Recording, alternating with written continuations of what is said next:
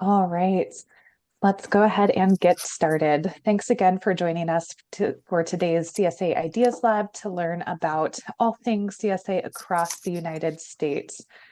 Today, we've got Ed Hamer here as our guest speaker. So Ed is coming from Chagford CSA, which is in Dartmoor, England, and last year embarked on a very long CSA road trip all across the US. A few of us at the Innovation Network were lucky enough to host Ed on a few farm tours and meet with him. So we're really excited to share his learnings today in the Ideas Lab space. And thank you all for being here.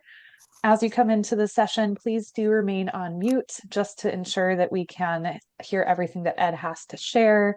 We will have the chat available the whole time, so feel free to toss your introduction in the chat, toss any questions that you have for Ed, or notes that you have to share your experience with CSA here in the US. In the chat throughout the conversation. That is more than welcome. And then we will have a Q&A discussion portion after Ed finishes up his presentation. So introduce yourself, toss those questions in. We do have closed captioning available. You can find that transcript option in Zoom if you need it. And it is being recorded. So we'll be sharing the recording later over our YouTube channel and on the web. I'll give us just a brief introduction to the CSA Innovation Network before we get underway with Ed from Chagford CSA in Dartmoor, England, and I'm sure he'll give an introduction as well. Again, I'm Sadie with Parishes CSA Coalition, and we are a host organization partner of the CSA Innovation Network, and I'm based in Madison, Wisconsin. So the CSA Innovation Network purpose is to connect farmers, particularly CSA farmers, with each other and with technical assistance providers, along with consumers, to lift up community-supported agriculture, not only in the US, but also worldwide. So we've got the Ideas Lab and other resources and programs to support that goal. And without further ado, I will go ahead and hand it over to Ed to talk about the state of CSA that he saw on this road trip across the states. And this map that you can see, Ed, you can correct me if I'm wrong, but I think you actually expanded on that route a little bit, hopped down to Kentucky and a couple other states on your ultimate road trip. So you can go ahead and take over sharing. Looking forward to hearing your presentation. Great, thank you, Sadie, and hi everyone over the pond. First, before I start, I'm going to give a very kind of detailed description of kind of where we went to and kind of the broad brush of the inquiry that we undertook over in the States in the autumn. But before I do, I just want to give a big shout out to Sadie in particular, also Tim Woods and Jarius from Kentucky, and anyone on here I can't see who was instrumental in helping me build the itinerary and contributing to the research. And also all of the CSA farmers who hosted us along the way. It was a phenomenal experience, life-changing experience. And it was an absolute privilege to share a passion with CSA, for CSA with you all. So thank you to all of you who contributed to the research. Couldn't have done it without you. I just want to get that out of the way before we start. So just to give you a bit of background on myself, I grew up in Chagford, a small market town on the edge of Dartmoor in Devon.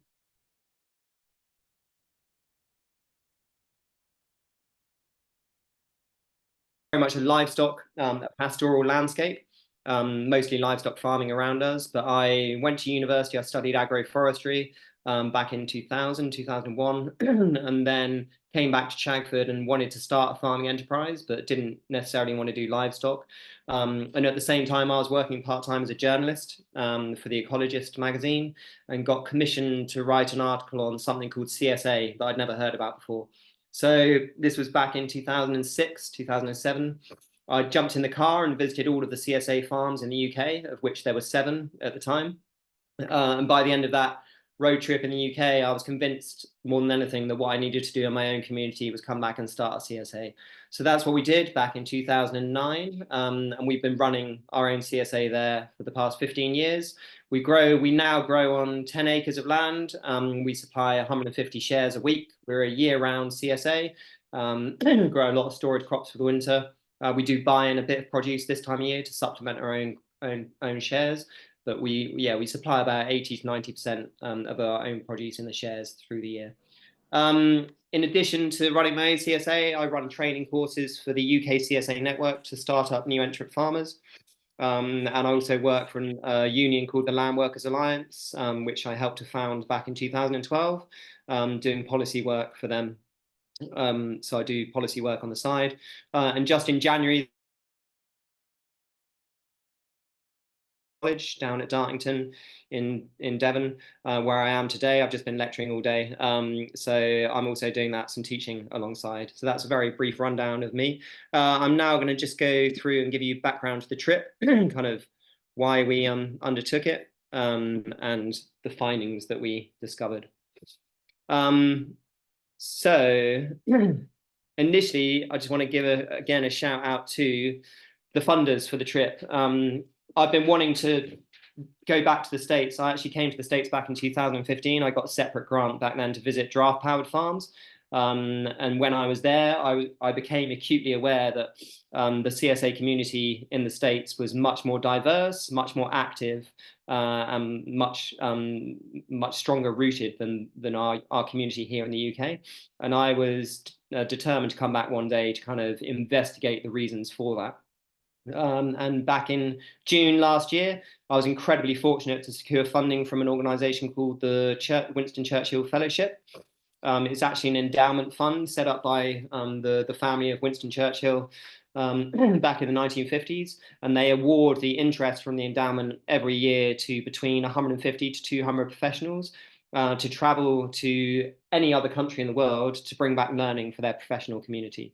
So my pitch was to travel to the US to investigate the contrasting growth and development of community-supported agriculture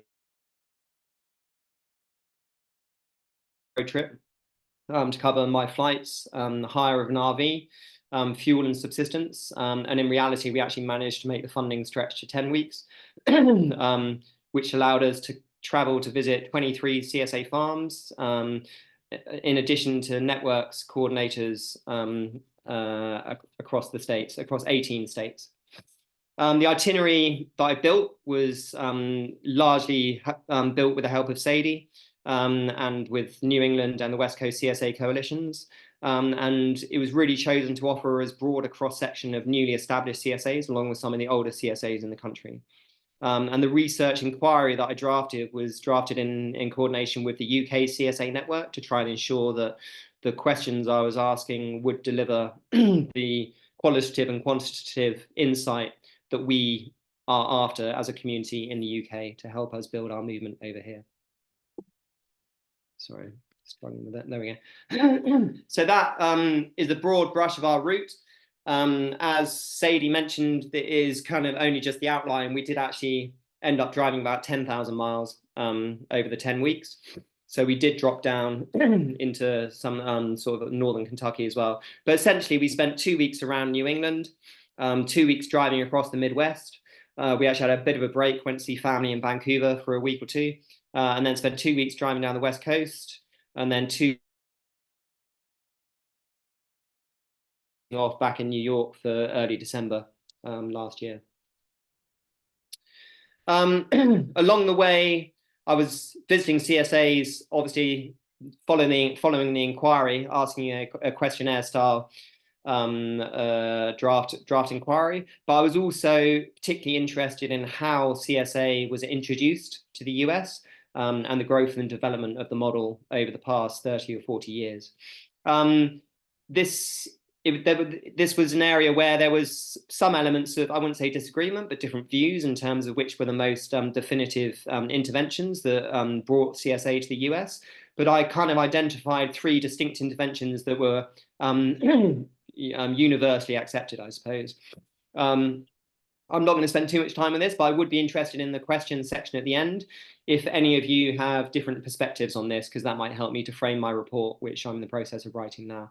But essentially, the first, sorry, was that question? The first intervention that was identified, you'll all be familiar with the work of Booker T. Whatley during in Alabama during the early sort of in the 1930s, and his focus, once he started working as a lecturer at Tuskegee University, on regenerative agriculture and improving the livelihoods of BPOC communities through direct marketing.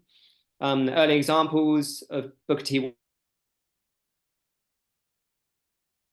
aimed at maximizing returns for smallholders. And it was in 1960 that allegedly he first proposed the idea of a clientele membership club, which was cited by many people as kind of the forerunner of early subscription farming schemes.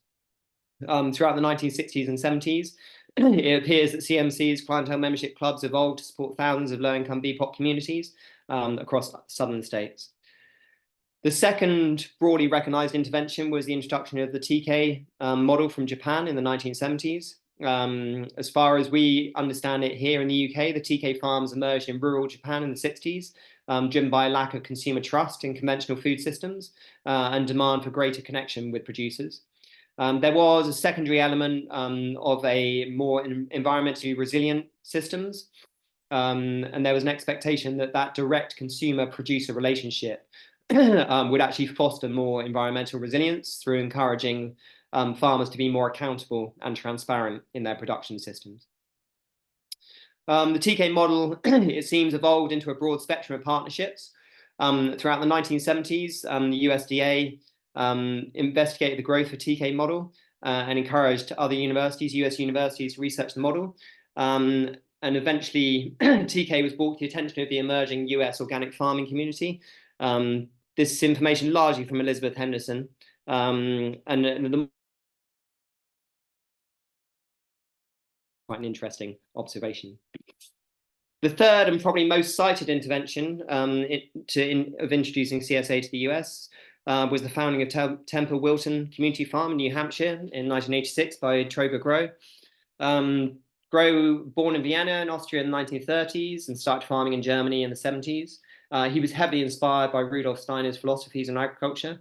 And in 1974, he started an experimental biodynamic farm near Hamburg, where he hoped to integrate economic and social resilience alongside biodynamic farming principles. He also apparently recognized that farming is distinctly unique as a livelihood in terms of input versus risk, and pioneered the concept of shared risk farming between producers and consumers. He was also inspired by the TK model in providing a guaranteed market. And in 1986, he emigrated to the US, where he hoped to expand and develop his pioneering model of risk-shared farming. And again, Temple Wilton was widely recognized as the first community-supported enterprise in the US. So basically, my 2023 inquiry involved the collection of both qualitative and quantitative data. Quantitative questions asked of the attending or members who contributed to the study focused on size of farm, age of the farm, when it was started, number of enterprise, distribution models, the catchment, how far the shares went, number of employees, wages, whether they had an element of grant funding, any additional markets, as well as questions on profitability of the enterprises. Qualitative questions focus more on the reasons for those farmers choosing the CSA model, seasonal variations in share options, the demographic of membership, subsidized shares, flexibility, member engagement, strengths and weaknesses of the CSA, and also plans for the future. All the interviews lasted between 45 to 90 minutes and were recorded and transcribed. And the findings I've now presented to the UK CSA community, but I'm also in the process of writing a report and using the findings during my training for the CSA network. So that's just a broad brush of my interview questions. I'm not going to hover on that too long. This is a breakdown of not all of the CSA farms that I visited, but it's about 2/3 of them.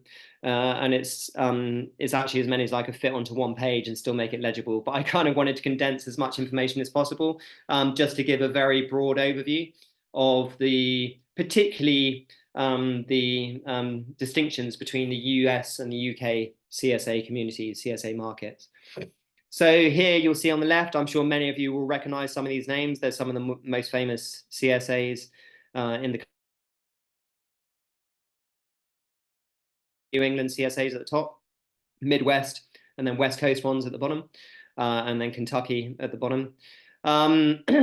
In terms of age of the CSAs, there was quite a broad cross-section with some of the earlier CSAs, particularly Full Belly, founded in 1984, and some of the more recent ones, Wonka's Harvest in particular, founded in 2020, and everything in between, as you'll see. There was a very broad cross-section. In terms of size, again, a very distinct variation in size.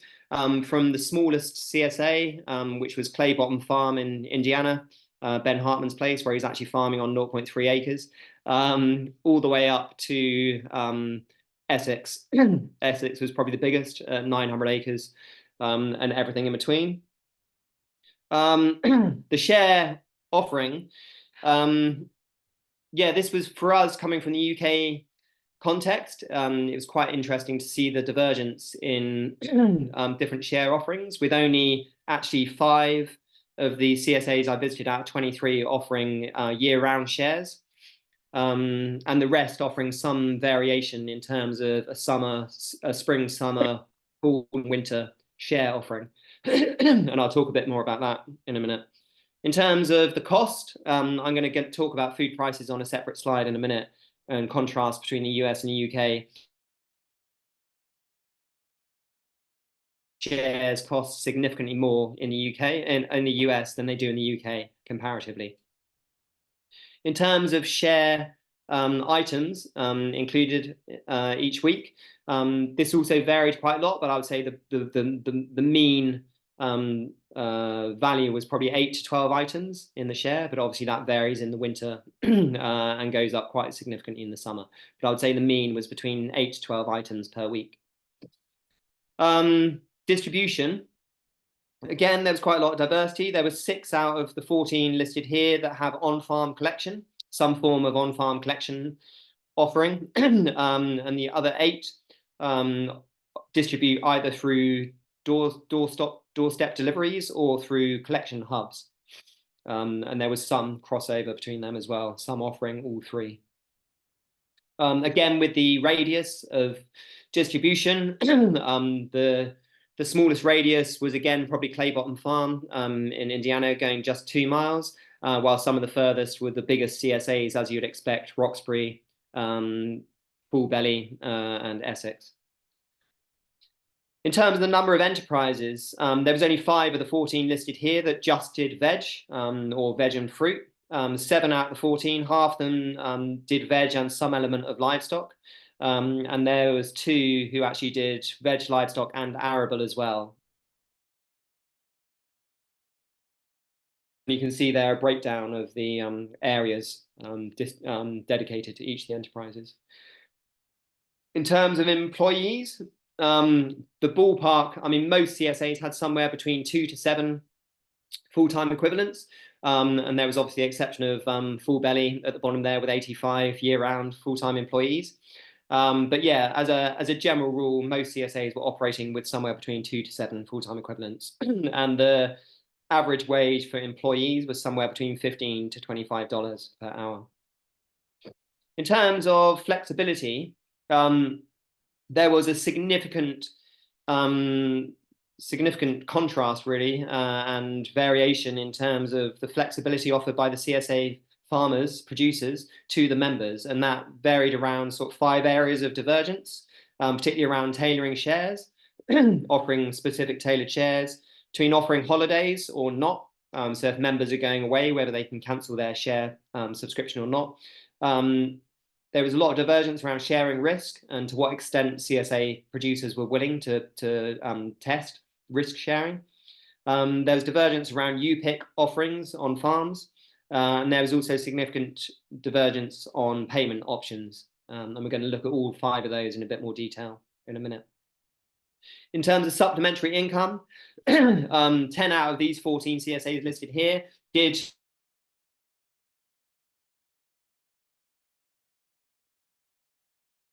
getting their income exclusively from the CSA. And there was 2 out of the 14 that also were quite heavily reliant on various aspects of funding, external funding.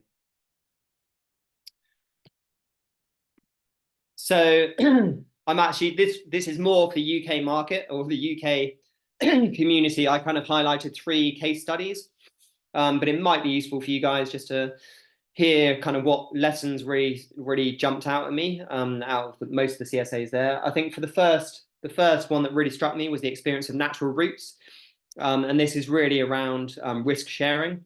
So many of you will be aware that of natural routes, David Fisher in Massachusetts.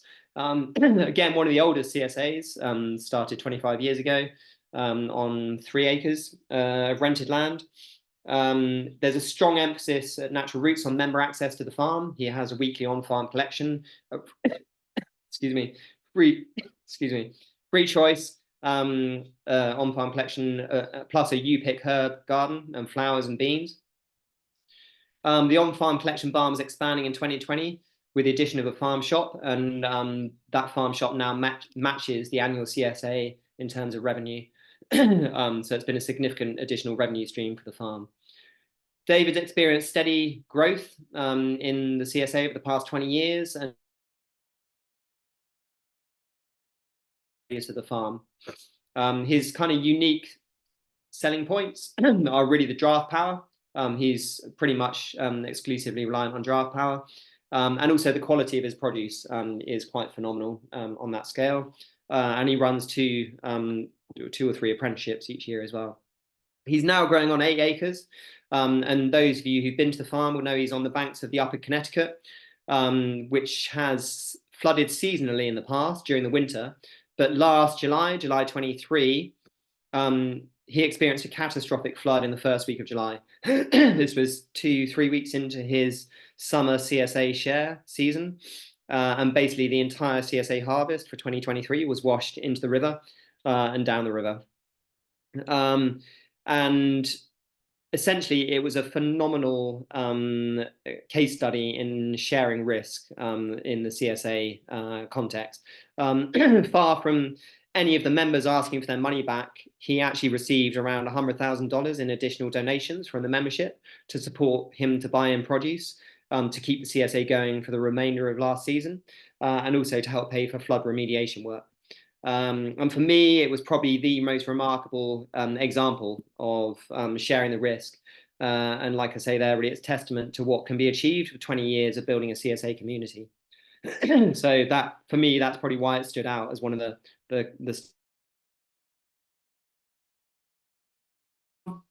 which many of you will be aware is one of the most famous CSAs in the States. It's a full diet, free choice CSA. Founded in 2003 on 100 acres, and they're now growing, well, they're now farming on 900 acres with veg, cereals, and livestock. It's a member payment paid per member, not per household. And the adult share equates to about £4,500 per year. They offer 10% discount for vegetarians and 20% discount for vegans. Yeah, last year they started a donor-advised fund, which now supports 20% of the membership with a 10 to 20% discount on the share price. They have a Friday on-farm collection with unlimited shares on veg, grains, and dairy and eggs, but some limits on meat shares. And the CSA model was chosen really by Kristen and Mark because it was the only model that would support the range of agricultural diversity they considered was required for a truly holistic mixed farming enterprise, rather than chasing economies of scale in any one enterprise. There's a strong commitment at Essex to commit to demonstrating excellence in terms of organic farming practice, quality and freshness, along with the membership connection to the farm. There's been a staged transition from a dependence on 20 to 30 seasonal low wage apprentices to now streamlining production with fewer workers paid at the state minimum wage and above. They start at minimum wage, but yeah, many are paid above that. Unsustainable for new entrant farmers starting up. It's quite an audacious prospect to think of starting a full diet free choice CSA, but they're aware that they are in many ways a beacon for the CSA community and represent the potential of what can be achieved with that level of audacity and passion for the model. The last case study I wanted to highlight was Full Belly Farm in Sacramento, founded one of the earliest in 1984, initially on leased land, but now on owned land, and it's now expanded to around 400 acres of veg, orchards, and livestock. It's always delivered between 15 to 50% of the farm revenue alongside farmers market income, restaurant trade and wholesales. And there's a strong emphasis on employee satisfaction and retention. The CSA was actually deliberately expanded in the early 2000s to enable the farm to provide year-round employment for its workers. Today, the farm employs around 85 full-time staff, predominantly Latino workers, paid between 14 to 20 pounds an hour, plus health insurance.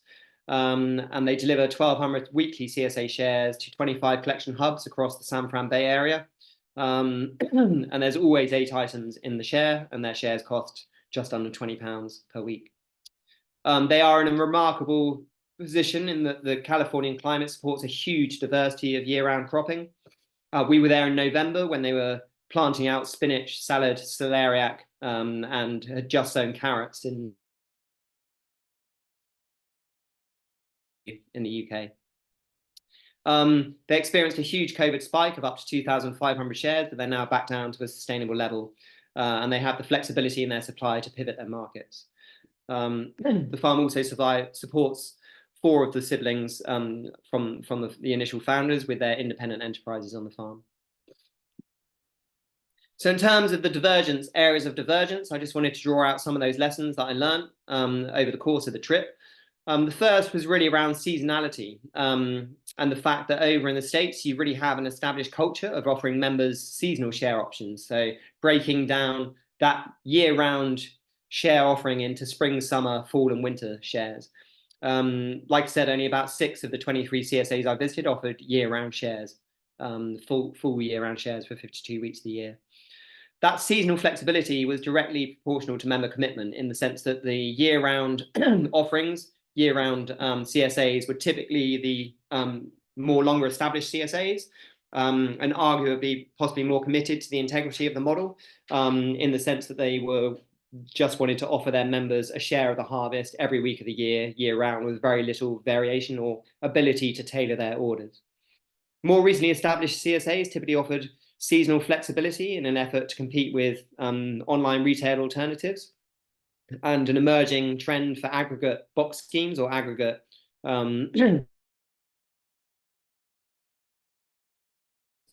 seasonal farms highlighted that they commonly experienced a cash flow stress in the spring when they had a lot of incurred a lot of costs at the beginning of the growing season and didn't actually have a lot of subscriptions coming in. The second area of divergence was really on member payment options. So only one CSA actually required upfront payments. All of the others offered a degree of flexibility, whether that was quarterly, monthly, or weekly subscriptions. And there was a broad split really between direct debit, standing order, and weekly invoice payments. With one exception, Pumpkin Ridge CSA over in Oregon still only takes checks from their members. They do 200 shares, so they're obviously operating that effectively still. 18 of the 23 supported some variation of subsidized or low-income share offer, financed through either an in-house subsidy scheme, one-off member subsidies, social enterprise funding, pay what you want. There was a great example of pay what you want model, or the West Coast Double Up Food Bucks program. Again, that was very instrumental in subsidizing shares for West Coast CSAs. Most CSAs had a sign-up deadline requiring a deposit, usually around the beginning of February or early March, with the balance paid afterwards. There was an emerging model of prepaid membership cards for farmers markets, which I observed, and it was kind of a contentious issue, I'd say, maybe. That model was in itself actually could be classified as CSA if it didn't have the level of commitment of a traditional CSA. There was also a trend for inflexibility in payment options to encourage greater commitment from the members, which I recognised. The third area of divergence was really around flexibility. Only 4 of the 23 CSAs offered a strictly limited share of the harvest. All the others supported some kind of flexible share offer through either on-farm pickups, farmers market collections, self-selecting door drops, or online pre-orders or editing of pre-orders. And also bi-weekly options were quite common in that some members who didn't want to subscribe for a full 22 or 24 week summer season could subscribe for 12 weeks and take those 12 weeks, not necessarily alternately, but in a chunk, and then go away for a time. The share variety was proportional to the subscription cost. So the more you paid, the more you got. But the incentive to split the seasons and charge different share rates was quite obvious. So obviously you can charge more for a summer share per week than you can for a winter share. It appeared that the on-farm collections added significant value for the members. And also newsletters, any form of printed newsletter going into the share seemed to add significant value for the members. There was a broad range of examples in accommodating flexibility. Generally, holiday opt-outs were not weekly shares, as I said, were quite common, and there was several examples of tailored shares being offered routinely. There was, again, a trend for the older, longer established CSAs to be less flexible or accommodating of a more flexible approach to share offers. The fourth area of divergence was really around sharing risk. Nearly all of the 23 CSAs I visited recognized that sharing the risk was an integral component of the model. But by their own admission, many of them were unwilling to test it. But I would say that Natural Roots, Claybottom, Essex, and Fulham By all stood out as tangible examples of where shared risk was being tested. There was also a sense of frustration among many CSAs that retail prices couldn't generate reserves to cover shocks. So examples potentially of having to be competitive with share prices, but then also having to go to the members in times of a shock, like a barn collapsing or polytunnel being blown away, and asking members to step in and make donations, which oftentimes they would willingly, but there was a frustration that the share price couldn't actually generate reserves that could be saved to cover those shocks for when they emerged in the winter. There was possibly a trend where the newer, more newly established CSAs were less willing to test the risk. And that was probably more from a sense of wanting to take personal responsibility for failures in crop livestock production, rather than passing those on to the members. Extreme weather events and or climate change. There was also a cultural appreciation among both the growers themselves, but also the members, the health risks of CSA farmers and the fact that it's an inherently risky enterprise. And there were some fantastically inspiring examples of members stepping in and proposing share prices at some CSAs, specifically to cover health insurance or pension funds for the CSA farmers. The final level of area of divergence was around community engagement. So the on-farm collection models clearly enjoyed the highest levels of community engagement by default, because they were bringing the members to the farm in order to collect their produce, which was often weekly. And particularly those offering a UPIC add-on enjoyed the highest levels of all, because the members could get out on the farm, do some harvesting, harvest some herbs, beans, flowers, whatever it might be, and feel an added sense of value to their share as a result. Nearly all CSAs had at least one on-farm seasonal event in the year, either a summer open day or a pumpkin patch event or a harvest festival. Only 5 encouraged members to help out regularly with seasonal farm activities, but this was largely justifiably around concerns over litigation culture, which we don't, incredibly, we don't suffer from in the UK as anywhere near as much as the US. There was a trend for the older, more established CSAs to encourage great levels of member involvement in the subset. That Henderson highlighted from Piecework CSA was where members were required to step up and deliver every essential service required by the CSA other than growing. So when she started the CSA, she basically didn't want to do, or she didn't feel she had the skills or the time to deliver the distribution, marketing, accounting, membership management, finance, all of that, which she passed over onto the membership. And as a result, built an incredibly engaged membership with a great sense of agency over the CSA. Every CSA, apart from one, were incorporated as private enterprises. And there were very little or no parallels with what we have in the UK, which is a strong affiliation between CSAs and community enterprises. Just as a caveat there, I'd say that our CSA is a private enterprise, and we're quite unusual in the UK in that instance.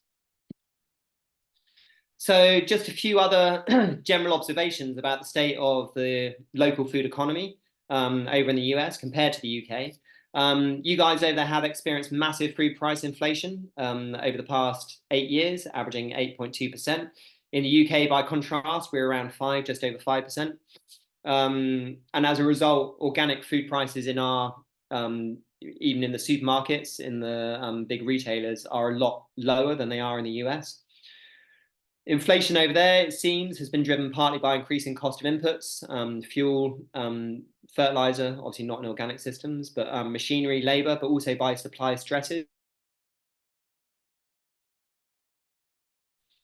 The organic market growth is strong, but competition is high. So supermarkets, aggregate box schemes, and online retailers are all stepping up to meet that demand for organic produce in the US. I got the impression that CSAs are now having to compete on price, whereas previously that wasn't so much of an issue. However, I would highlight again that relative to the UK market, organic prices are high. And as a result, it felt like it was easier. Well, not, I wouldn't say easier, but it was more competitive to run a CSA over there than it is in the UK. Most CSAs are increasing their share price by 2 to 3% year on year. However, one example, Pumpkin Ridge, they increased theirs by 7 to 8% a year based on the US Treasury's fiscal report. That was a great anecdote actually from James at Pumpkin Ridge Farm, where I was asking him about CSA share price increases, and he basically just highlighted that the US Treasury Department releases an annual inflation report, and within that report, it's aggregated down to fruit and vegetables prepared at home, and the rate of inflation of that varies between 7 to 8% a year. So he basically increases their CSA share price by that figure each year once he's drilled down into it in the Treasury report. And if he gets any queries from the members, he just directs them to that report, and he says that's the end of the conversation, which I felt was a very honest way of delivering a share increase. Very well, they could charge more in order to justify realistic production costs. Yeah, and one CSA in northern New York State highlighted what I really identified with, which was the indignity felt by CSA farmers in having to justify any share price increases with an apologetic narrative, by which I mean when we increase our share price for our CSA, we're constantly being apologetic to our members, saying we're really sorry that after 3 or 4 years we've had to put our share price up, but it's because of this, and this reason. But she made the very valid point that when a fertilizer company or a input seed company or machinery company put up their prices, you don't get a narrative around why the prices are going up. You just get told the prices are going up and you accept it because that's inflation. So it was a question around the competence of the local food sector to justify the real cost of production, which I feel like is a common problem we have here in the UK as well. Labour shortages were also highlighted as a recurring theme throughout New England and the Midwest, difficulty in sourcing and retaining unskilled labour and skilled labour at an affordable rate. Similar to the UK, many CSAs and small organic farms over there seem to have started up in 2000, in that bracket, between 2005, 2015, by new entrants, sort of in their early 20s, who invested a lot of unpaid work on other CSAs or other farms to get many of those farms, and us included, relied on the same model to help them establish their growing systems and infrastructure and access to market. But there was a recurring feeling that interest for vocational training and low-paid work on organic farms has peaked, and many CSAs are now struggling to retain and recruit seasonal workers. The H2A labour law obviously has had an impact in that it set minimum agricultural wages, rightly so, but it has prohibited the internships that previously offered accommodation and food as part payment for labour. Like I say there, objectively, it really seems it can only be a positive thing, but it has raised a challenge as to how to integrate a new generation of young growers, farmers, into the skills and experience of running a local organic enterprise. And there was, although I didn't speak to many new entrant farmers themselves, anecdotally, I was told that there was a less appetite for new entrants to embrace the stress of owning a farming enterprise, with a preference for being flexibly employed with hourly employment, and being able to just not have the responsibility of having the farm full time. There was a common question as to where the next generation of CSA farmers is going to come from. CSA networks Yeah, so this was a big contrast to the UK. We only have one CSA network in the UK serving our 120, 130 CSA farms. By contrast, over there, you have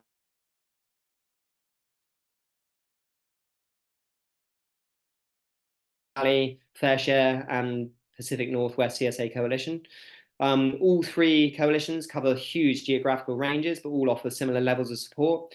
To be fair, this page won't do it justice, and I apologise, Sadie, for not going into more detail for the fantastic work you do. But as a general summary, there was 4 or 5 areas of work that all the coalitions deliver on. The first was marketing in terms of promotion of CSA as a resilient alternative to large-scale organic producers, delivering on affordability, freshness, connection, and that's done through various marketing resources, but also particularly on the West Coast through the Share Fair initiative, which I thought was a great example of the coalition specifically delivering a marketing opportunity for different producers. Skills and training was a big area of work, with both federal and state funding being sourced for CSA farmers to improve productivity, administration, marketing, and employee management and retention. The apprenticeship programs, they were funded to subsidize CSA-specific internships and apprenticeships and promote CSA through state colleges and universities. And also the subsidized share offerings. That was a big area of work. So various NGOs and state-sponsored programs were accessed to directly compensate CSA producers for delivering subsidized shares to low-income households and community groups.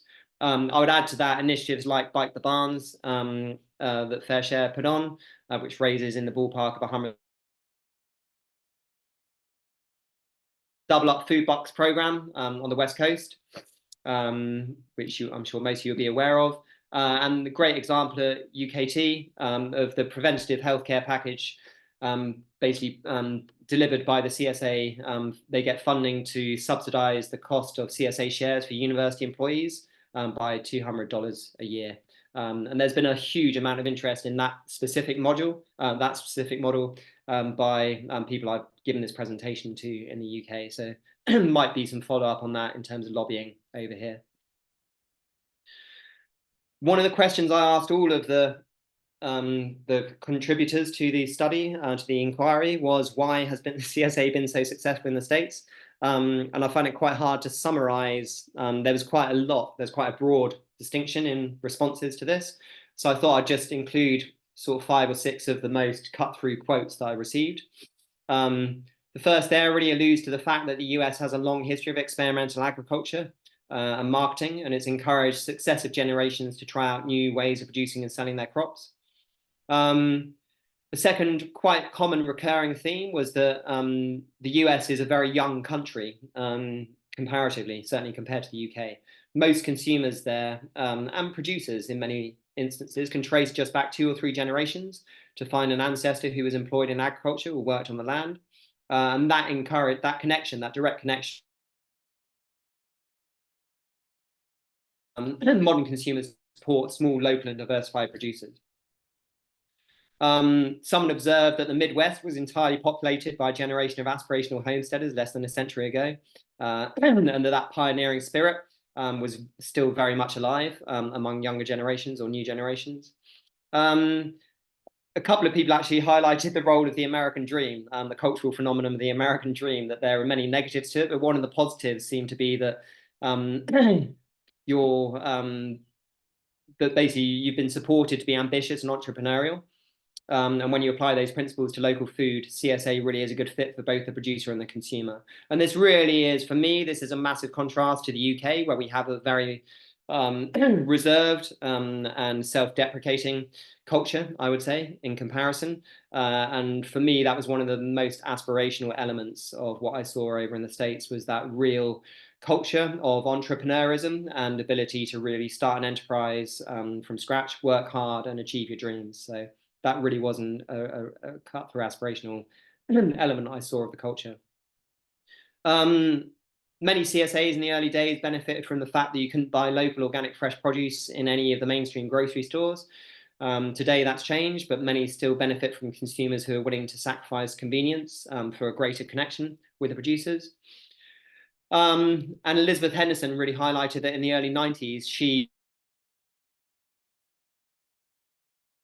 spreading the message of CSA from New England through the Midwest and down the West Coast, largely through the forum of the organic farming conferences. And in many ways, that was highlighted as the moment CSA really took off in the States. This slide is kind of anecdotal. It really highlights a big contrast between the UK and the US context. This photo I took in Northern California on a river catchment called the YOLO catchment. This was in between Full Belly Farm and Live Power Farm. And we just pulled off the side of the road in a very rural area with no agricultural crops in the ground at all.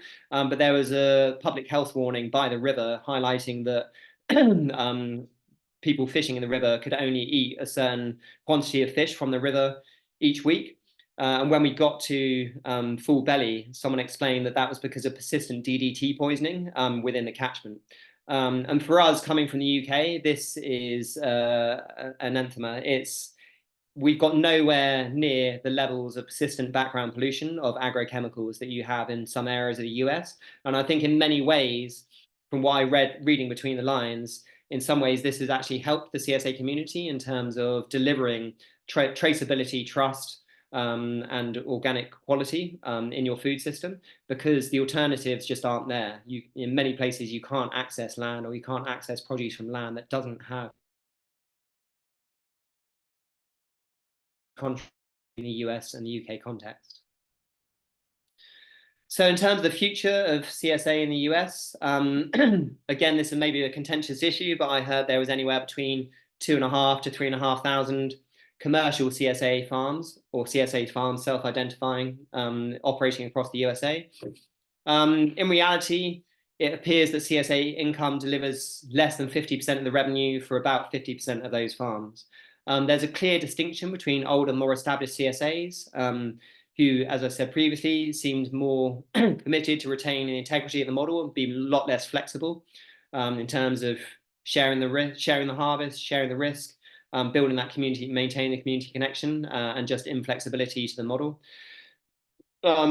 Conversely, many of the newer CSAs view CSA as an aspirational, but some highlight it as possibly an unsustainable element of the mixed farming enterprise, targeted at more disconnected consumers. So it was kind of, there was a maybe blurring of the lines in terms of the strict adherence to CSA integrity, maybe, which I observed.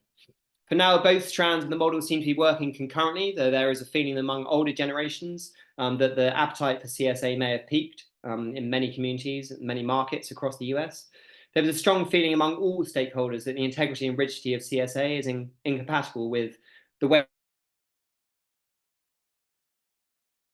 consumer culture. So there's a challenge there in terms of integrating the rigidity and the inflexibility of the CSA model with a much more transactional and in many cases online consumer culture. There'll always be consumers who choose greater connection to their produce and are willing to pay a premium to support it. However, there's an overwhelming recognition that the future of retail is both remote and online. And those CSAs who can walk the line between the two, in my experience and my understanding, are probably those that are going to be most successful going forward. So learnings for the UK CSA community. There was significant contrast. There's probably 7 significant contrasts that I wanted to draw out. The first really is that over here in the UK, we have these models, established models called veg box schemes, which you'll probably understand as a CSA without the subscription element. So there are veg box models where people can opt in and out each week, and there's no commitment for a seasonal subscription. They started in the UK in the 1980s, and they really took off as the benchmark for local organic, particularly veg producers. And by the late 90s, we probably had about 600 or 700 of these organic veg box schemes in the UK. Conversely, we had 5 or 6 CSAs. So you can see there the very distinct difference in the growth of the model.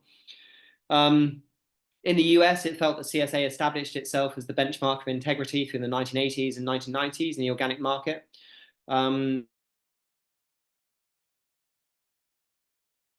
Invested significant time in promoting the model across the US through the 90s.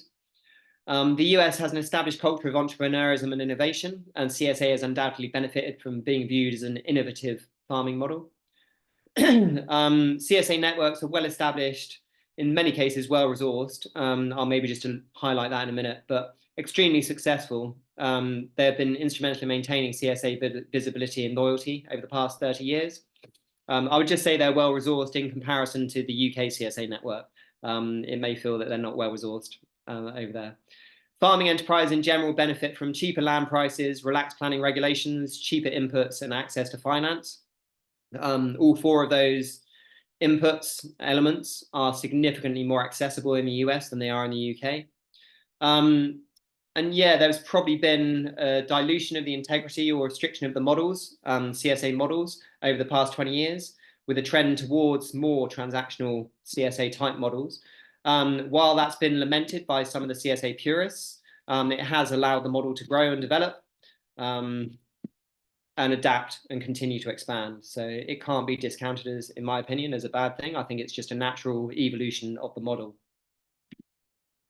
And lastly, just a page of reflections. Yeah, just a few quotes there. One from Elizabeth Henderson that stood out, that you can have a farm without a CSA, but you can't have a CSA. The aspirations and needs of the farmer should really come first and be recognized and supported by the community they serve. In reality, the more agency and trust the farmer invested in the membership, it seemed the stronger and more resilient the CSA was over time. And the integrity of CSA, shared commitment, shared risk, long-term investment, and inflexibility seems to run counter to modern consumer psychology.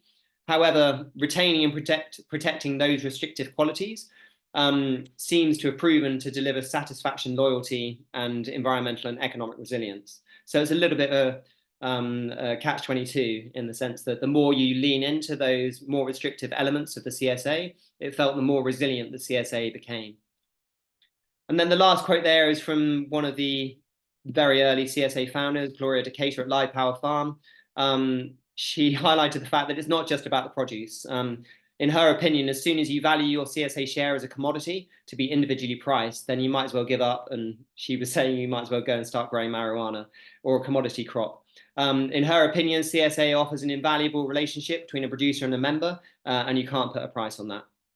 So for me, that was one of the standout quotes of the trip. So sorry, there's a lot in there. That's the last slide, I think. There's a great picture there from Hudson Valley CSA Coalition. So I don't know if I pass back to Sadie, and then we've got plenty of time for questions. Yeah, thank you so much, Ed. I really love the reflections that you shared.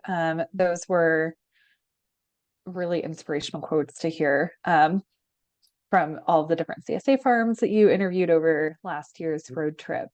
I will just leave it in this speaker gallery view so that we can all see each other, but we can head into the discussion Q&A portion.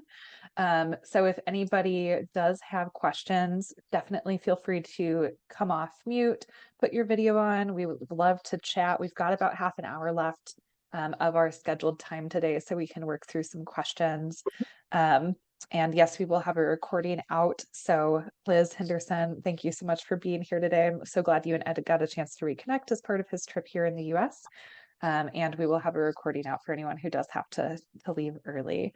I can kick us off with a couple of questions or concepts to revisit potentially that I saw throughout the chat, but then we'll obviously hand it over for others to hop in with additional questions.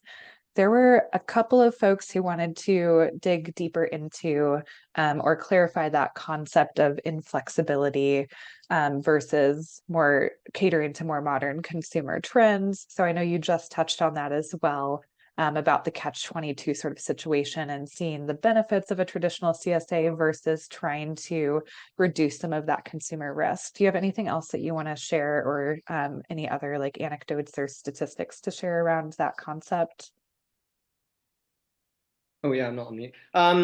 Yeah, only to highlight that it's not a. I just want to put it straight out there that it's not a judgment at all from my perspective. It's an observation, and it's a very pertinent dilemma that we're going through within the UK CSA community as well, where our CSA network, our network of CSA farms, is trying to make itself appealing and accessible to a broader and broader range of consumers.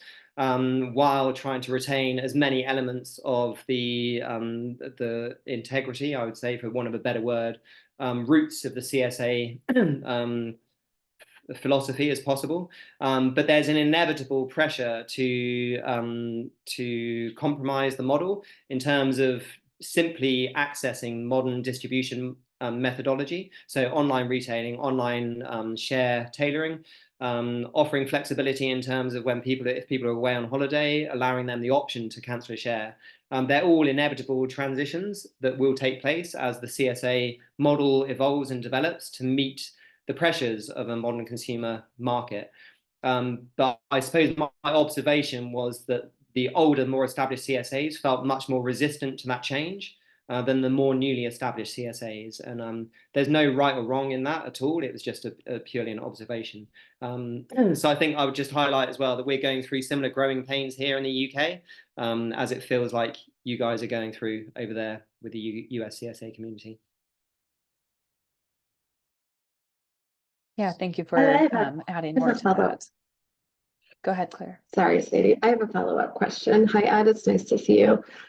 When we talked at our interview here in Madison, Wisconsin, you mentioned that the veg box schemes are challenging for farms because there's not that shared risk, stakeholder buy-in. And we talked about the evolving nature of CSA as kind of an equity piece as well in the US to try to make CSAs accessible to more different types of consumers, which has been a big topic of conversation within CSA. And I was curious if you feel like after talking to all the farms, your conclusion is that as farms go in that direction of being more responsive to consumers and offering more different types of options, that it is reducing the risk sharing component in the way that you were sort of concerned about with the veg box schemes, and like where your thoughts landed on that whole piece. Yeah, to answer your question, in essence, yes, I feel like that's an inevitable conclusion of that drift towards a more, for want of a better word, transactional relationship between CSA members and CSA producers. And I would just go back to that, I suppose, lived experience that those CSAs in the US that demonstrated the least flexibility and the more commitment to inflexibility, for want of a better way of phrasing it, did seem to experience greater risk sharing from their membership. However, I think probably because many of those newer, more newly established CSAs hadn't necessarily experienced catastrophic crop losses yet, and hadn't had to try and test that risk. There wasn't really a case study where I could look at a more recently established CSA and assess to what extent their members would actually share that risk. So I don't know if anyone in this group has experience of that. I'll be really keen to understand or to hear that. But yeah, it was more of an observational assessment, I suppose, that those historic CSAs definitely lent into that risk sharing much more readily than the more newly established CSAs. And to answer your question, Claire, yeah, I suppose that does make them feel in many ways more relatable to our box schemes, the box scheme model, where there is less direct commitment to buy a share of the harvest through a season and to support farm through repeated seasons, and more of a trend towards like I said, transactional model where they could buy a share one week and maybe not the next, or, yeah, that's what I felt. Does that answer your question? Yeah, thank you. Do any of our farmers here on the line want to share your perception or experience with shared risk versus flexibility for members, or how you've made different decisions over time?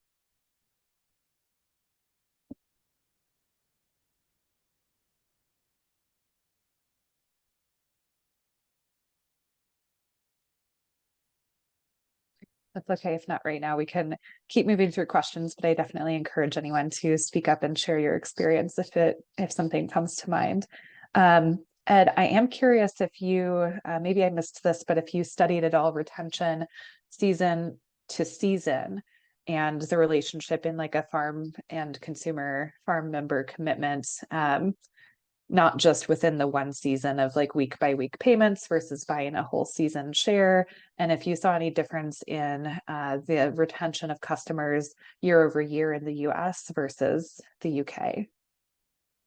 Yeah, it's a good question. And yeah, sorry, I didn't actually include it in the slides. It was one of the specific questions I asked all of the contributors was about member retention. And there was a few who had specific figures on that in terms of they actually recorded which members were returning each year from year on year. But there was generally a feeling that retention was high. There were very few CSAs that had a lot of attrition. So to give you our example, we have about a 10% attrition rate a year. So out of 150 shares, we'd expect to lose about 15 of our CSA members per year, and then have to re-recruit another new 15 members. Anecdotally, I felt like those levels feel high compared to what was happening in the US. I felt like you had lower levels of attrition. Having said that, I also feel like the year-round CSAs, the 6 CSAs I visited that did year-round shares, experienced much higher levels of retention than those who had a significant gap in the season. And that almost feels inevitable that, you know, if you have a significant gap over the winter or spring, whenever it might be, that those previous members might then go and explore other alternatives during that gap and maybe not be so ready or willing to return to you as a CSA in the future. Having said that, there were plenty of examples of CSAs that offered seasonal shares that clearly had fantastic member retention. And I think that a lot of that was directly proportional to the effort that they put into communicating with the members through either a weekly newsletter or communicating during the off season in terms of what was going on the farm through social media or what it might be. So I feel like there was a direct relationship between effort put into member communication either way and member retention. Yeah, I feel like it's something Michelle's asking in the chat is related to that, which is potentially a stronger relationship for farms that have on-site pickup. Did you see any difference in retention rates at all, or have any anecdotes about if that contributed to higher retention? Trying to think if the specific on-farm ones. I've got the data. I haven't yet put it in the spreadsheet, but I have got the data I could drill into for that, so I could get back to you on that. But just anecdotally, yeah, I mean, Natural Roots is a great example. It's an only on-farm collection. All of David's 240 members have to come to the farm on 1 of 2 days a week to collect their produce, and he probably had one of the highest retention rates of any of the CSAs I visited. And on top of that, he demonstrated this huge capacity to share the risk with the membership. And I feel like the on-farm collection has probably built the foundation. Not exclusively. I mean, the produce is incredible as well, but I feel like that weekly visit to the farm to actually collect the produce, but also do an element of U-pick has really helped his members to feel invested in a sense of agency on the farm. So yeah, almost without a doubt, those farms that have the on-farm collection will experience a higher level of retention and member commitment than those that don't. But I fully appreciate it's not entirely practical for all CSA farms to have that on-farm collection, either because of the logistics of the farm or because of distance from their primary market. So it's not always a possibility. But for those that do, I feel that it adds significant value. Yeah. Great. And thanks for asking that, Michelle. We definitely will look forward to your full reports once it's finalized, Ed, and sharing that. Tim had asked about if you can comment more on some of the UK weekly box schemes and how that competes with CSA, and wondering in the future if you feel like the subscriber model can still stand with those also on the playing field. Yeah, thanks, Tim, for that. Yeah, no, it's a real challenge for us in the UK. We've got a much more concentrated market and a much smaller market. The organic market in the UK is worth at the moment about £3 billion a year. So we're talking $2.5 billion. So yeah, it's probably the same as the state, and well, it's probably not even the same as the state of California. So yeah, it's a much more concentrated market, and that the organic fruit and veg market in the UK is entirely dominated by 2 producers. Riverford Organics supply about 75,000 veg boxes a week. Another organisation called Abel and Cole, who aren't actually producers, they're an aggregate model. They supply in the region of 40 to 50,000 boxes a week. And I would estimate, you know, just anecdotally, that all of the other box schemes combined in the UK probably deliver about 70,000 boxes between them. So that gives you a broad brush of it's about a third. About 2/3 of the entire organic veg box market in the UK is occupied by just 2 retailers. And they have economies of scale. They have huge subsidies in terms of the what was the Common Agricultural Policy, but the public agricultural fund, which basically pays people at the moment per acre of land that they own each year, which allows them to vastly capitalize in terms of storage facilities, in terms of machinery, in terms of labor, in terms of operational systems, and achieve economies of scale that are simply unachievable for small and medium scale producers. So that subsidy model in itself has vastly skewed the market, and it's made it harder for small and medium scale producers to compete on price. And ultimately, in the UK, I feel like we are in a much more challenging environment because organic retail prices are that much lower. I gave a couple of examples there of photos I took actually in a Walmart of organic produce in a Walmart. I think there was two organic courgettes at $3, just under $3 for two organic courgettes. In the UK, you'd be lucky if you can get about 70 cents for an organic courgette. Similarly for a bag of kale, 500 grams of kale in Walmart was getting up for $5. Here in the UK, we'd struggle to get the equivalent of about $3 for a 500-gram bag of kale on the retail market. So we have a much more challenging competitive retail situation that we're in, and within that, we're also similar to the US. We're going through a cost of living crisis. Consumers are constantly looking at cutting costs in their weekly food shop, and within that context, it becomes very difficult for a subscription model to appear competitive compared to a box scheme model where people can simply opt in and out each week and they have that convenience and flexibility. There's the nice, shiny, I suppose, packaged, marketed model, the fact that it's from a organic, family farm, and that it's in some ways I mean, Riverford is a community-owned business now, which is great in many ways. So consumers feel like they're buying in many ways to many of the aspirational aspects of a CSA scheme, but without the restriction of having to subscribe and without the restriction of having to share the risk, without the restriction of not being able to tailor their share each week. So yeah, I feel like compared to the US, we're probably in a much more challenging retail environment. And I feel like the box schemes have probably led that challenge for us. Yeah. Yeah, there's a lot to unpack there. And I really love your pictures of the food prices as a specific comparison to see the impact of that competition. Michelle, you've got your hand raised. Yeah, hey, nice to see you, Ed. Michelle Weiler with Community Alliance with Family Farmers out in California. And I've long been involved with the Urgency CSA, International CSA Network, right? And I'm wondering, so they talk a lot about solidarity economy and participation in the CSA movement is kind of like this democratic act. And it's a very different language than we have in the US. So I'm wondering if you can talk about that or if you saw vast differences in your work here. Yeah, thanks, Michelle. I mean, Urgency do phenomenal work in the rest of Europe. In the UK, we're way behind the curve in that aspect of participatory food framework. Partly because we've been independent from Europe. Well, yeah, I mean, we've been independent from Europe for 6 years now. But I mean, prior to that, there was a geographical and social barrier between farming communities in the UK and the rest of Europe.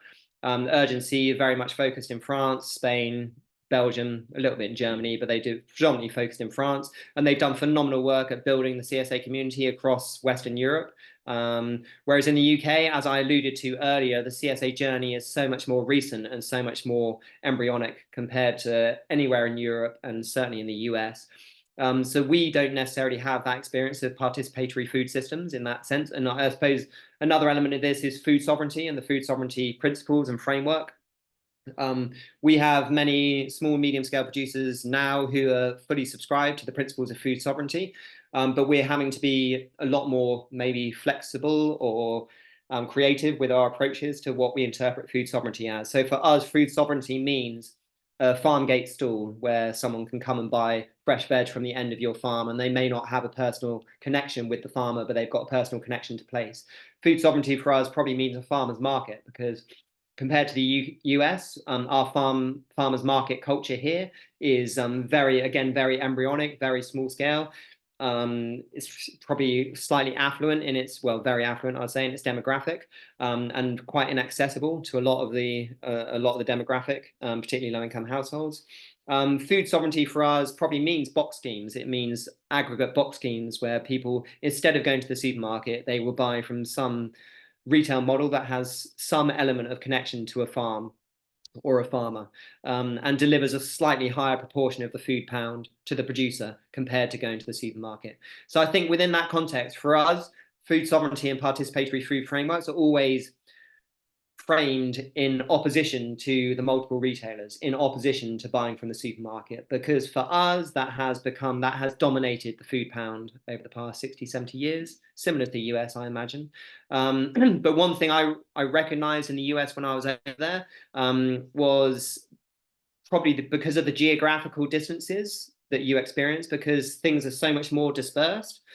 There seems to be more space for CSAs and direct retail models to access consumers within rural areas. Whereas in the UK, it's so much, you can be in a supermarket, wherever you live in the UK, you can get to a supermarket within half an hour, 20 minutes in the car.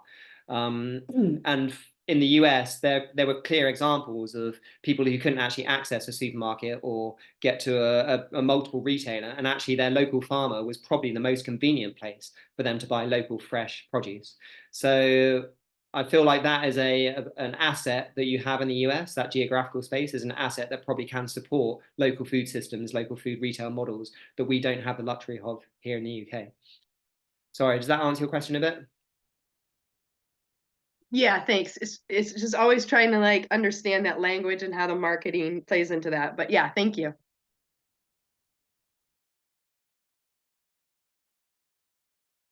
All right, go ahead, Patty. Got a question or comments?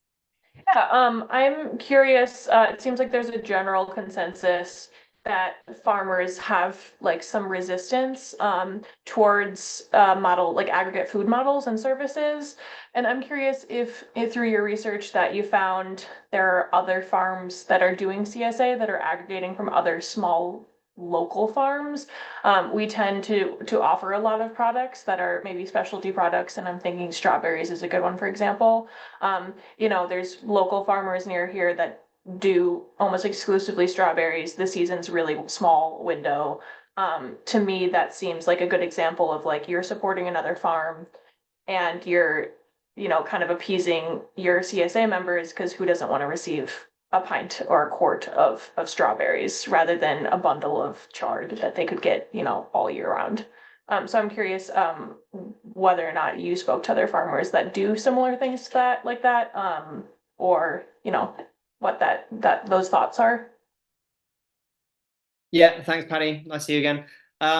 Yeah, there were a couple of other farms. There wasn't many of the CSAs that I visited out of the 23 that bought in produce to actually specifically redistribute through the CSA shares. So the majority probably aimed to produce as much as they could themselves. And it was probably the year-round CSAs, the 6 or so year-round CSAs, who during the midwinter, they would probably, Roxbury's a good example, they do buy in other produce during January, February, March from other local producers who've got maybe the storage facilities, or they produce it in the season and then save a surplus that they can distribute through Roxbury. And personally, I don't think there's any problem with that. I think anything that can support CSAs to become more diverse and more appealing to their members can be a good thing, I suppose, as long as there is an element of retaining that subscription, retaining the philosophy that the reason the CSA members are coming to a CSA rather than going to a box scheme or to a multiple retailer is because they want that connection to the producer. And if you can deliver greater variety while retaining that connection, then it's kind of a win-win in my experience. But to answer your question, there wasn't significant examples of where that aggregate model is being integrated into the CSA model. Just a few specific examples of where during the winter or in an emergency, I'd also highlight again David Fisher and Natural Roots. His whole harvest wiped out. He's now spending, probably best part of $50,000 this year buying in produce from other local organic producers. So in that instance, his CSA is immediately benefiting. The loyalty that he's built up over the past 25 years is immediately now benefiting the wider organic farming community in his area, because he's having to rely on them fulfilling his shares for this season. So I see that it can work in a period of shock and stress, but it can also work just in routine filling the shares over the hungry gap.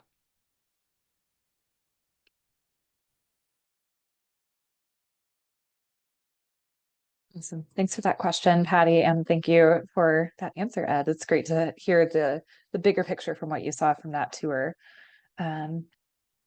Let's see, Kara, I'm seeing your comment as well about in New York City area, add-on products or a la carte items that are able to be added to the CSAs through the distribution. So it does seem like it's potentially a growing pattern, or at least something that farmers CSAs can add as a consumer bonus to get those additional items that aren't produced on their farm, while retaining the commitment and subscription model that you've been talking about, Ed. Let's see. One other question I wanted to pose is in relation to the next generation of farmers. I know you were able to survey both really established older CSA farms and some of the up and coming like newer generation farms that have only been around for a couple of years.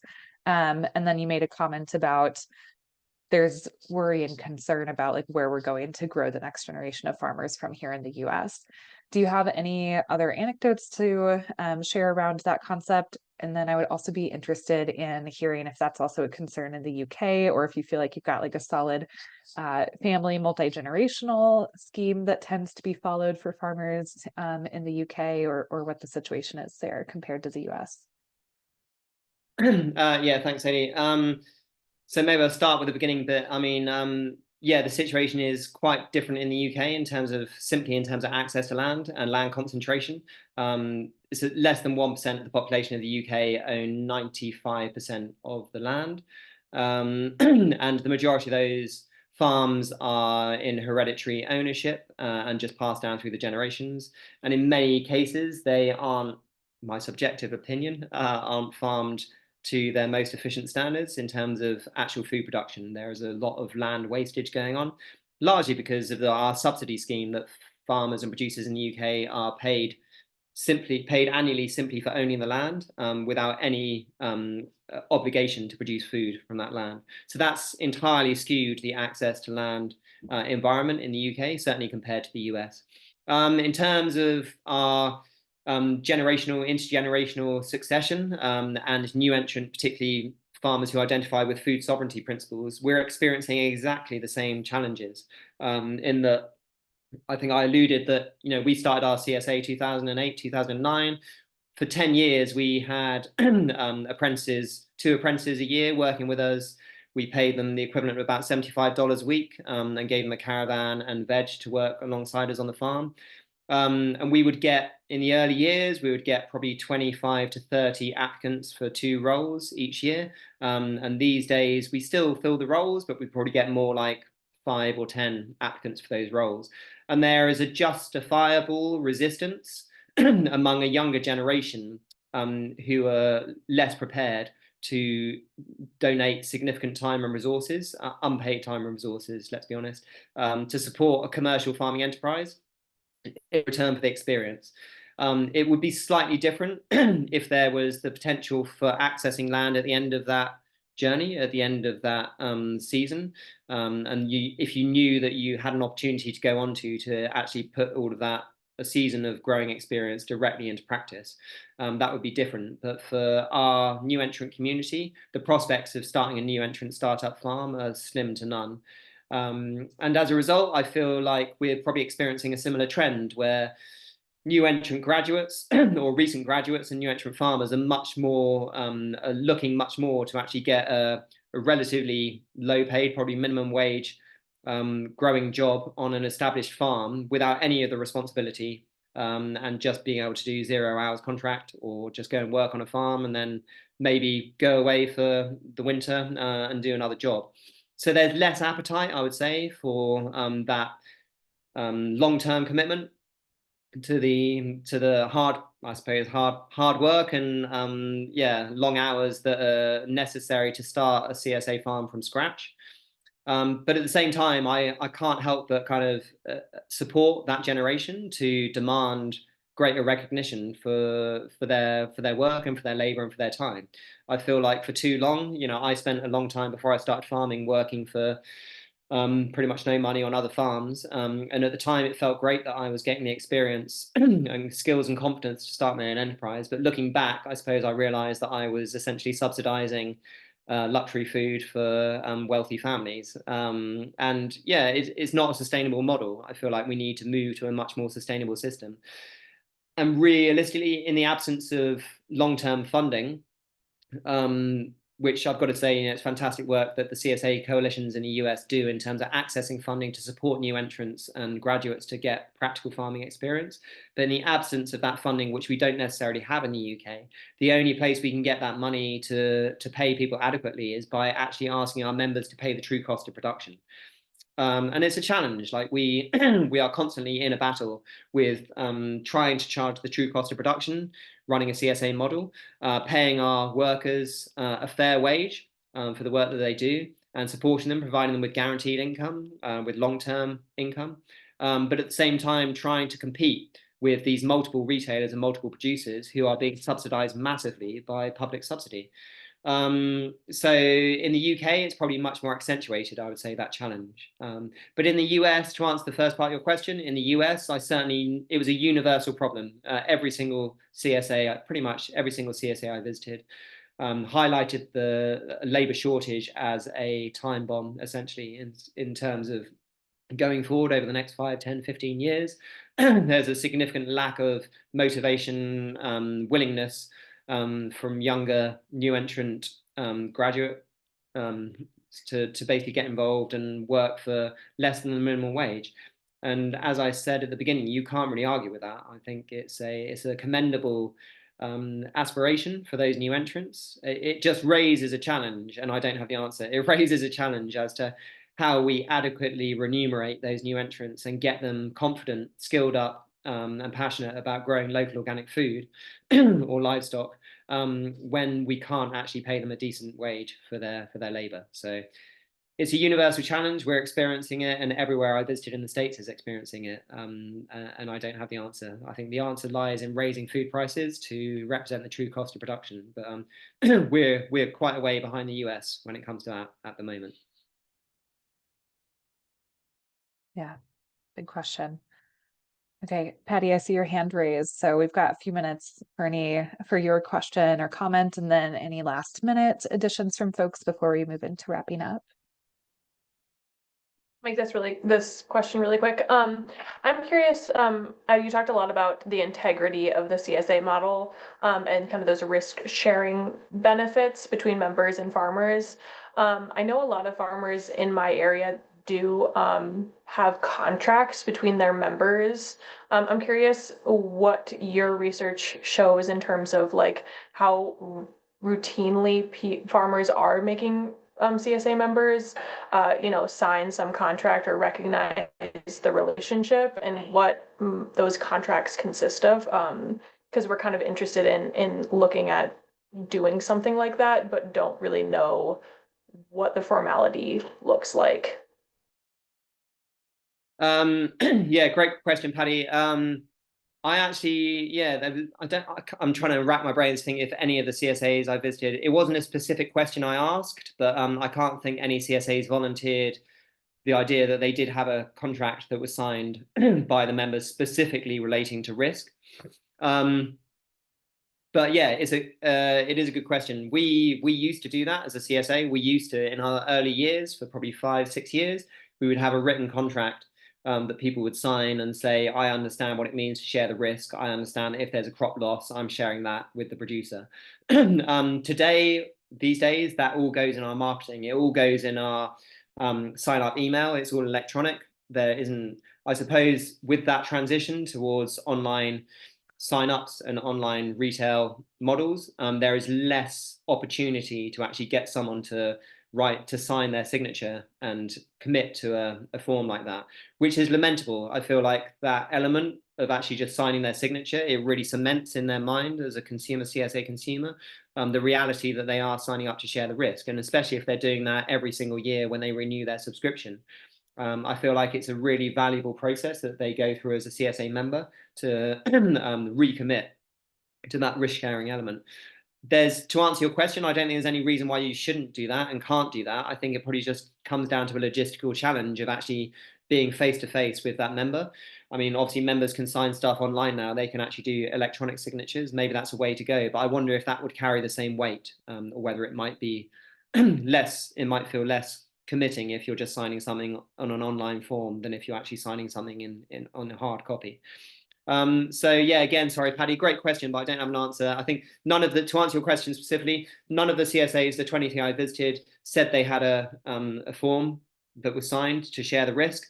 And like I say, probably the more newly established CSAs, they highlighted that they felt more reluctant to test that risk sharing. And there's not criticism of those new established CSAs. It's just a reality that they feel a greater sense of responsibility to take ownership of any crop loss themselves. They feel like it's probably expected of them to take that loss themselves rather than to share that with the members. But I would just go back to say that those CSAs that lent into that risk more did appear to be the more resilient CSAs, and they did appear to the CSAs that retained members were able to raise their prices more and leverage the more beneficial assets of the CSA model compared to the ones that didn't lean into that risk. Does that help? Awesome. Thanks so much. I did drop one example link in the chat from a CSA member agreement that has been shared with the CSA Innovation Network before. Looks like it was updated in 2022. So you might take a look at that. And then Kara gave a recommendation for Farm Commons having some example member contracts to look at as well.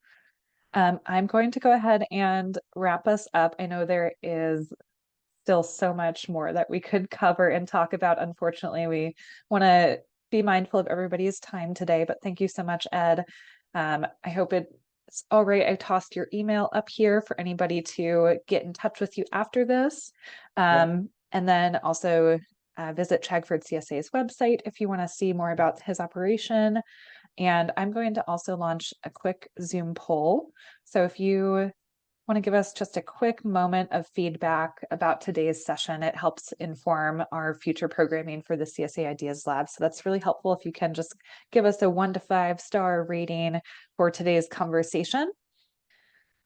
I also have past CSA Ideas Labs that would be great for you to check out. Some of them that are relevant to the information Ed shared today and the research that he's done are like flexible payment models within CSA, customizable shares that some farms have pursued with their membership, additional income streams, and ways to engage with members through agritourism events and bringing people out to the farm. We talked a lot about food hubs, aggregate models. So we did have a CSA Ideas Lab last year on multi-farm CSA schemes and cooperative CSA organizations. So you can check that out. And then also wanted to just highlight, as Ed mentioned, in the 23 farms that he visited, not all of them are just doing vegetables. There's livestock, there's some grain production, woodland products being shared through CSA. So we have a Beyond Produce CSA Ideas Lab that happened as well. And then we have been recording the whole conversation today. So we'll share the recording out on our website along with the slides from Ed so that we can get those available for people to dig into it and take a peek at your findings. And we'll be able to link things out on the resource library on our website as well. So look for all of those materials to come at you really soon. And thanks everybody for joining us today. Thank you so much, Ed, for taking a late afternoon, early evening call across the pond with us here in the US so that we could hear all about your road trip and what you found last year. It's been great to reconnect with some of the farmers and farm supporters that you got to meet on that road trip too. So happy to see some different folks on the line today who were part of your research. Thank All you, right, Sadie. thanks Thank you, everybody. Katie. Absolute pleasure. Cheerio. Bye-bye. All right, bye.